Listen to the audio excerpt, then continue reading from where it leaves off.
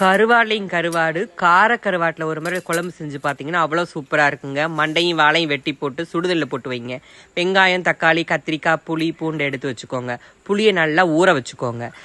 சின்ன வெங்காயத்தை நல்லா தோல் உரித்து ஒன்றும் பாதியாக இடித்து வச்சுக்கோங்க. சாறு முக்கியங்க. அதே மாதிரி பூண்டையும் ஒன்றும் பாதியாக இடித்து வச்சுக்கோங்க. கத்திரிக்காவை நல்லா நீளமாக நறுக்கி வச்சுக்கோங்க.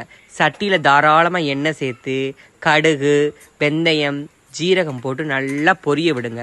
நல்லா டப்பு டப்புன்னு வெடிச்சுவாங்க. அதுக்கப்புறம் நடுக்குன வெங்காயத்தை போட்டு 2 பச்சை மிளகாய் சேர்த்து இடித்த பூண்டை சேர்த்து நல்லா எண்ணெயிலேயே சுருள வதக்குங்க. தேவையான அளவு நல்லா தக்காளியை பொடியாக நறுக்கி எண்ணெயில் சேர்த்து நல்லா வதக்கி, தக்காளி நல்லா வதங்கிறதுக்கு தேவையான அளவு உப்பு சேர்த்து நல்லா வதக்குங்க. தக்காளி நல்லா மசியணுங்க. அப்போ தான் சுவையாக இருக்கும். நல்லா வெட்டி வச்ச கத்திரிக்காவை சேர்த்து எண்ணெயிலே 2 வதக்குனீங்கன்னா நல்லா காய் வெந்துருங்க.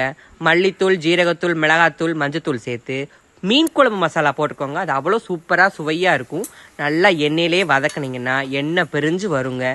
தேவையான அளவு புளிக்கரைசலை ஊற்றி குழம்ப நல்லா கொதிக்க விடுங்க.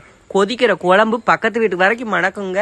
கருவாடை போட்டு 5 நிமிஷம் கொதி வரவும் மல்லித்தலை தூவி இறக்குனீங்கன்னா அருமையான கருவாட்டு குழம்புங்க. இது நல்ல சூடான சோதத்தில் இதை போட்டு பெரட்டி சாப்பிட்டீங்கன்னா அம்புட்டு ருசியாக இருக்குங்க. முக்கியமாக குழந்தை பெற்ற தாய்மார்கள் கண்டிப்பாக சாப்பிடக்கூடிய குழம்புனா அது இதுதாங்க. இது பிடிச்சிருந்துச்சுன்னா ஒரு லைக் பண்ணுங்க. அடுத்து என்ன செய்யலான்னு கமெண்ட் பண்ணுங்க.